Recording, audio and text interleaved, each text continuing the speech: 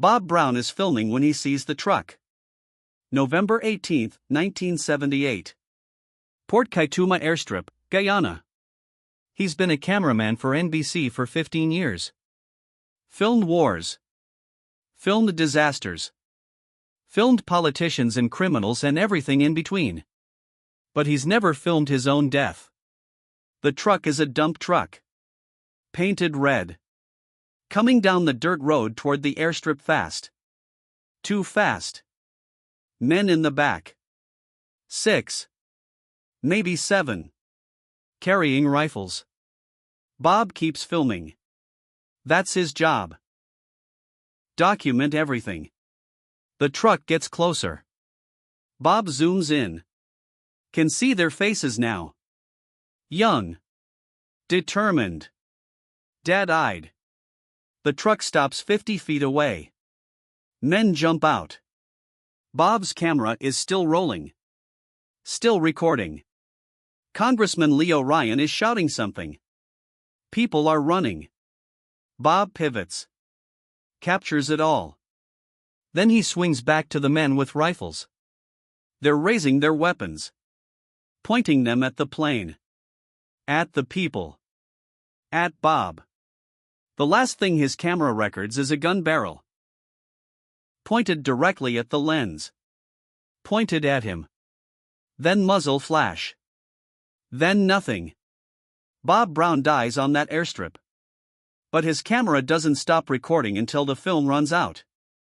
The cassette is found in his hand. Clutched. Protected. Even while bullets were tearing through his body. Even while he was dying. He kept filming. That cassette contains the last footage of Jonestown before it became a mass grave. And NBC has never released all of it. If you want to understand what journalists risk to show us the truth, subscribe now. Because this story reveals what one cameraman captured in his final moments and why some of that footage remains locked away 46 years later. Georgetown, Guyana. November 17, 1978. 2 in the afternoon. Bob Brown and NBC correspondent Don Harris are in their hotel room preparing for tomorrow's trip to Jonestown. They've been in Guyana for 3 days. Waiting for permission to accompany Congressman Ryan on his fact-finding mission. Waiting to see if the rumors about People's Temple are true. Waiting to document whatever they find. Bob is 57 years old. Veteran cameraman. Started in local news in San Francisco. Moved to network. Covered Vietnam. Covered Watergate. Covered every major story NBC sent him to. He's good at his job. Knows how to frame a shot. Knows how to capture the moment. Knows how to stay invisible while recording everything. Don Harris is 42. Correspondent. Ambitious. Aggressive. The kind of reporter who asks the questions others won't. Who pushes when people want him to back off.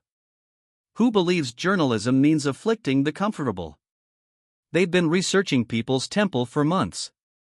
Reading testimonies from defectors. Talking to concerned relatives. Hearing stories about abuse. About people being held against their will. About Jim Jones becoming increasingly unstable. But stories aren't proof. Stories aren't footage. They need to see it themselves. Need to document it. Need to bring back evidence that can't be denied. That's why they're here. The phone rings. It's Congressman Ryan's aide. They have permission. Jones agreed to let them visit Jonestown tomorrow. The delegation leaves at 8 in the morning. Small plane to Port Kaituma.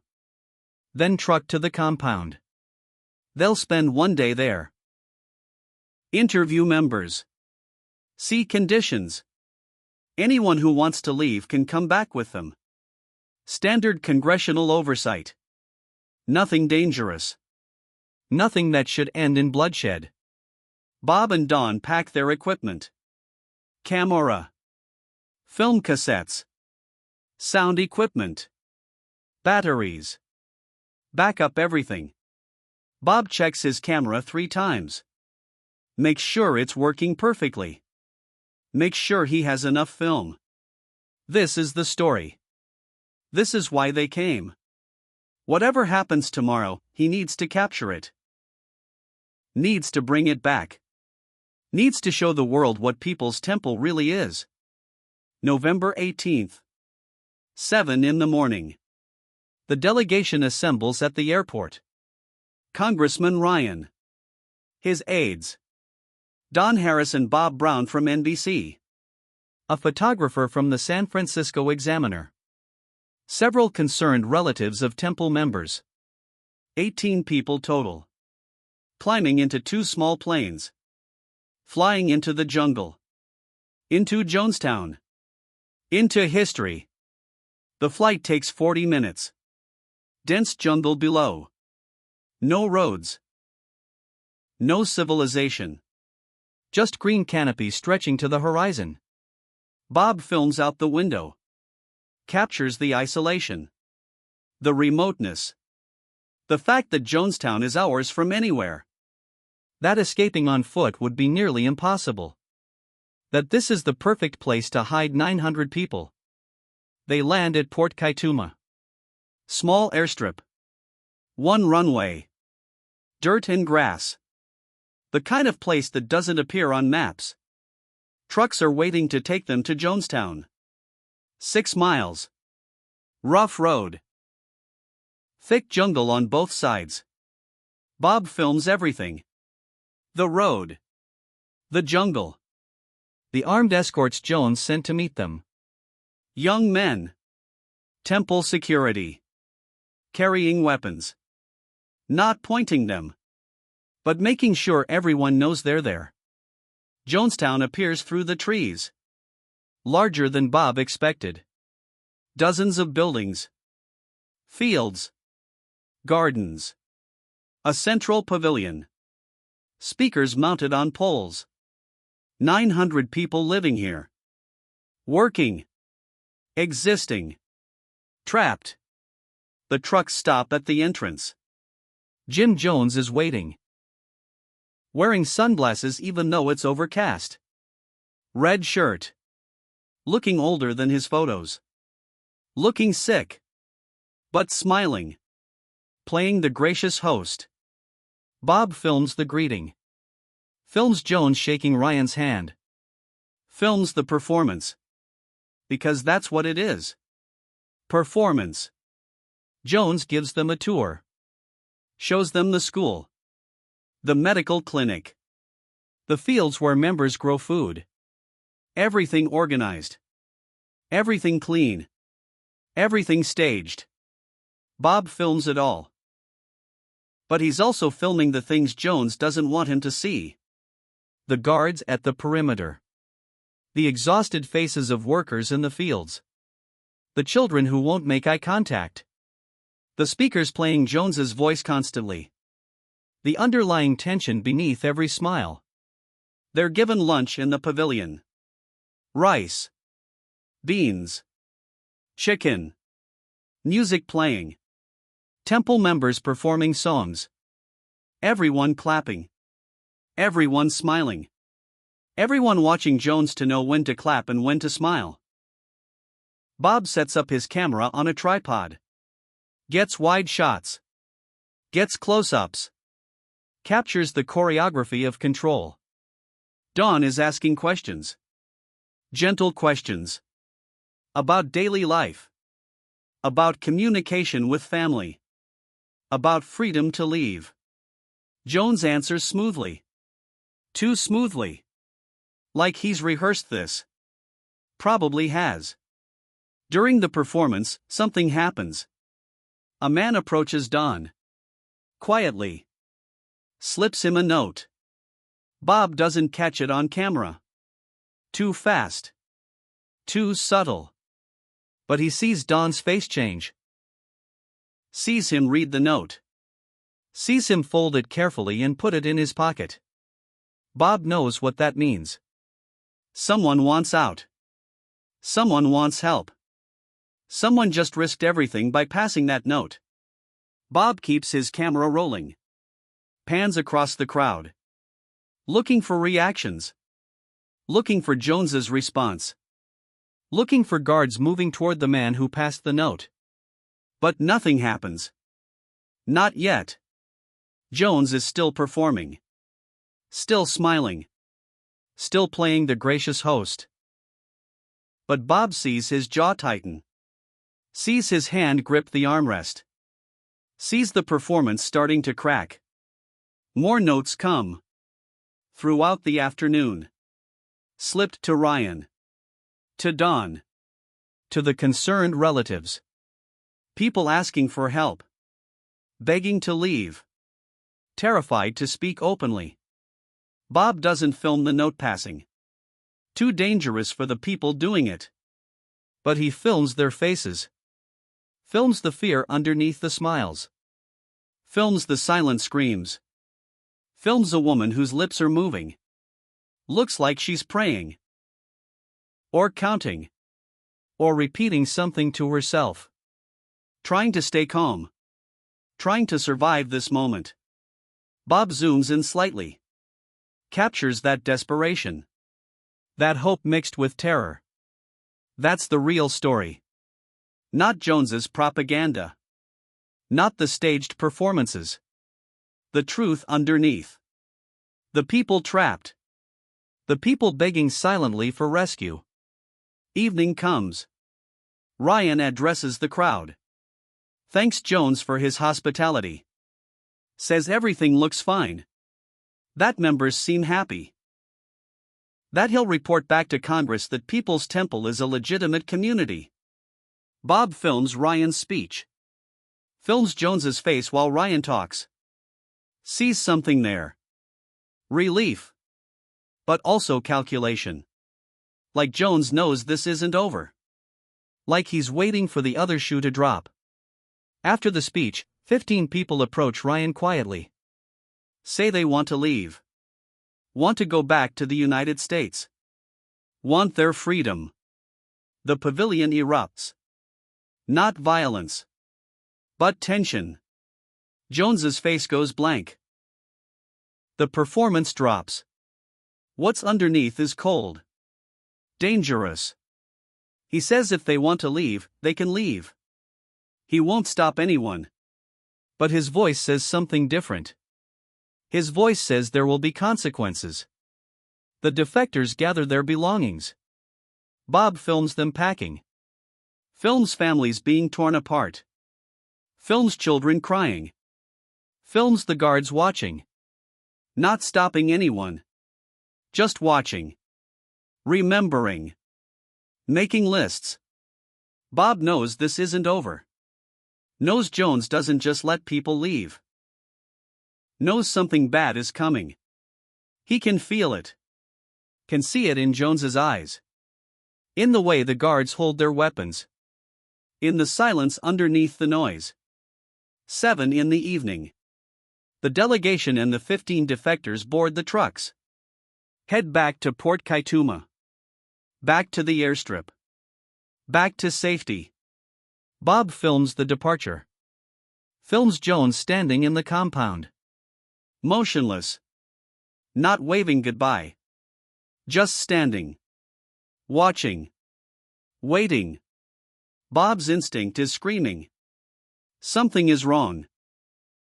Something is very wrong. He keeps his camera ready. Keeps filming. Keeps documenting. They reach the airstrip at 7:30. 2 planes waiting. Small planes. Can't fit everyone. They'll have to make 2 trips. Ryan and some defectors in the first plane. The rest in the second. They start boarding. Bob is filming the loading process. People climbing into the plane. Crying. Hugging. Thanking Ryan for saving them. Bob captures the relief. The hope. The belief that they're safe now. That they escaped. But Bob feels wrong. Something in his gut. 15 years of filming dangerous situations have taught him to trust that feeling. He scans the perimeter with his camera. Films the jungle edge. The road. The empty spaces where threats might emerge. Don is doing a stand-up. Talking to camera. Describing the successful mission. The peaceful departure. The victory for freedom. Bob is only half listening. He's watching. Waiting. His finger stays on the record button. His eye stays pressed to the viewfinder. Then he sees the truck. Red dump truck. Coming down the road. Bob swings his camera around. Starts filming. Zooms in. Sees the men in the back. Young. Armed. Coming fast. He keeps filming. Documenting. That's his job. Even when his brain is screaming run. His hands keep the camera steady. Keep recording. He counts the men. 7. Counts the weapons. Rifles. Shotguns. Sees their faces. Recognizes some. Temple security. The same men who smiled during the tour. Who served them lunch. Who watched them with dead eyes while Jones performed hospitality. The truck stops. Men jump out. Bob is still filming. Can see their faces through the lens. Recognizes some of them. Temple security. The same guards who escorted them to Jonestown. Bob pivots. Films Congressman Ryan. Ryan sees the truck. Sees the guns. His face registers understanding. Registers fear. Registers the knowledge that he's not leaving this airstrip alive. Bob captures that moment. That realization. That split second when hope dies. The shooting starts. Bob keeps filming. Films Ryan running. Films people screaming. Films the defectors trying to hide behind the plane. Films bullets hitting metal. Hitting flesh. Hitting everything. Don Harris is shouting into his microphone. Reporting. Even now. Even while bullets are flying. Doing his job. Being a journalist. Bob is doing the same. Filming. Recording. Documenting. Making sure the world sees this.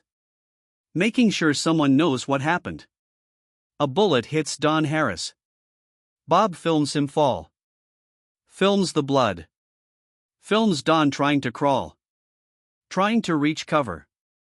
Bob doesn't stop filming. Can't stop filming.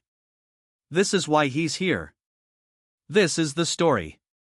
This is what needs to be recorded. Even if it kills him.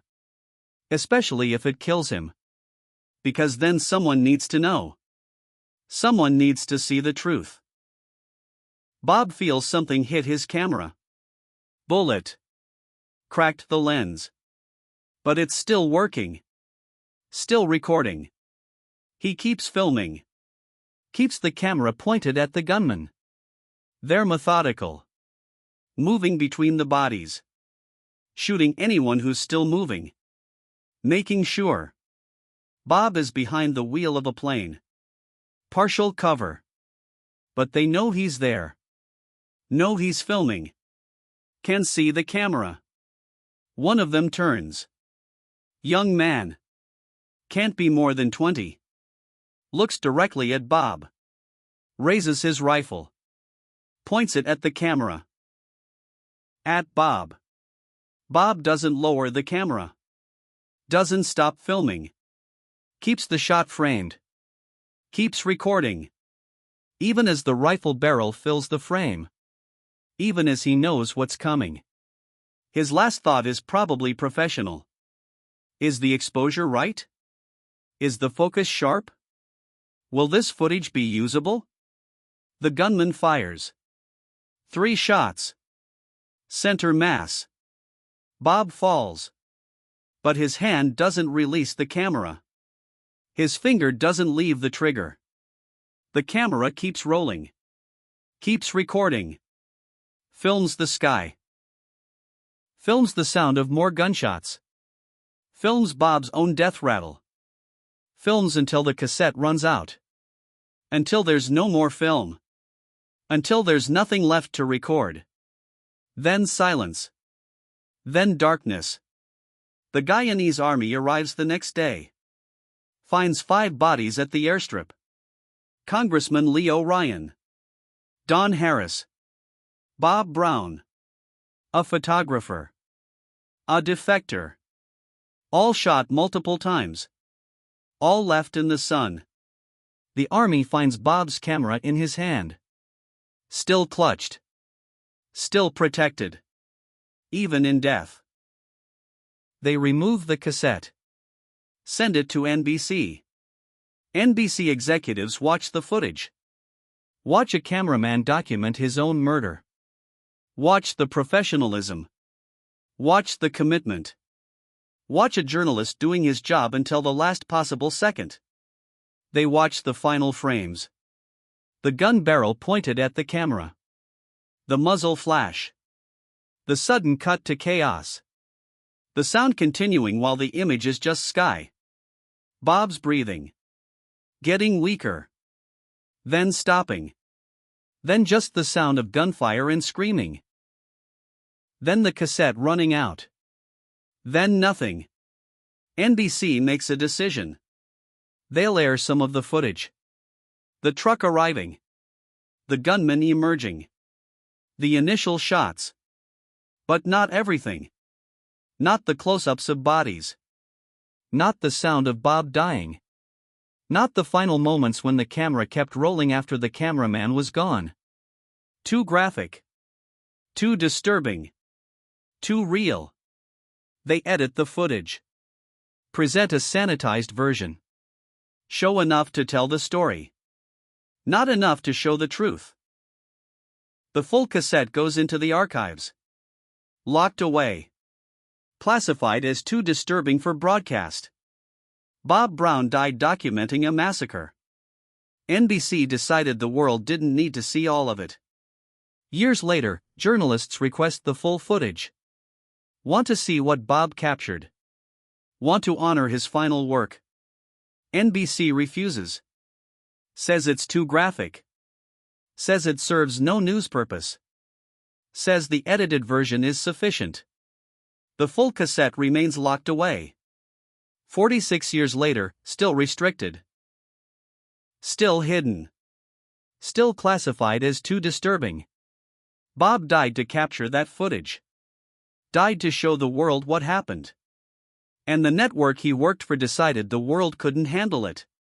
But the footage that was released changed everything. Showed the world that People's Temple wasn't a peaceful community. Showed that Jim Jones was dangerous. Showed that Congressman Ryan was murdered. Showed that the survivors weren't lying. Showed the truth. And Bob Brown paid with his life to show that truth. Kept filming when anyone else would have run. Kept documenting when survival meant dropping the camera. Kept doing his job when his job meant dying. The photographer who survived, he said later that he saw Bob at the end. Saw him on the ground. Camera still in his hands. Still trying to film. Still trying to get the shot. Even with bullets in his chest.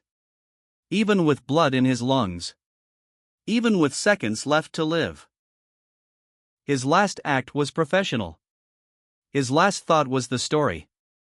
His last priority was the truth. That's what made him a great journalist.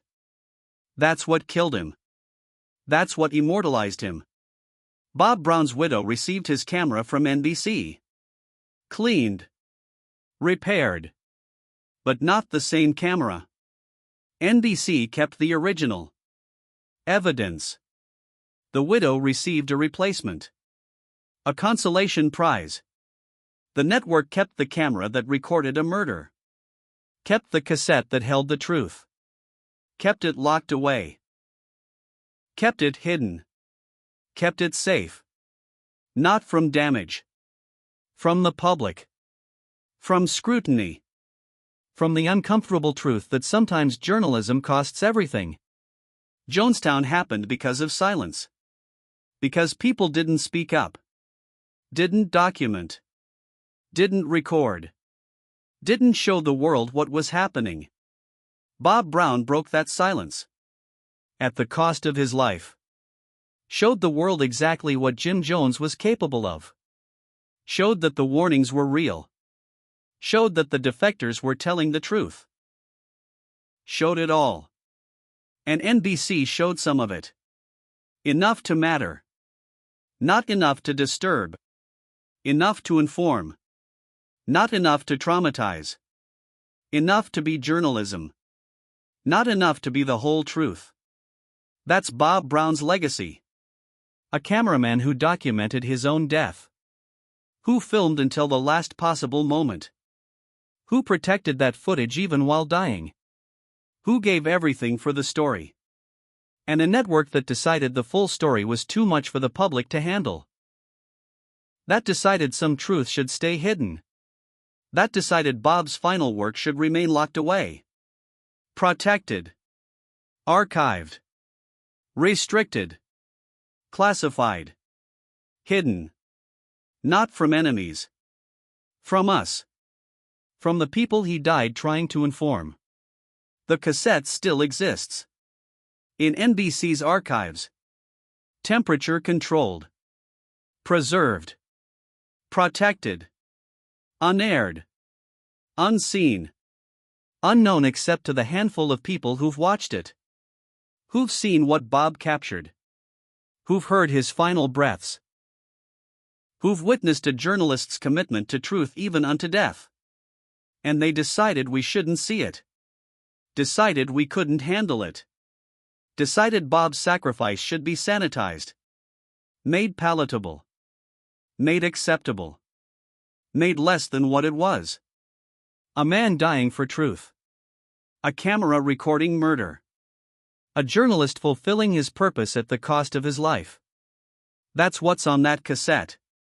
That's what remains hidden. That's what Bob Brown died to show us. And that's what we're still not allowed to see.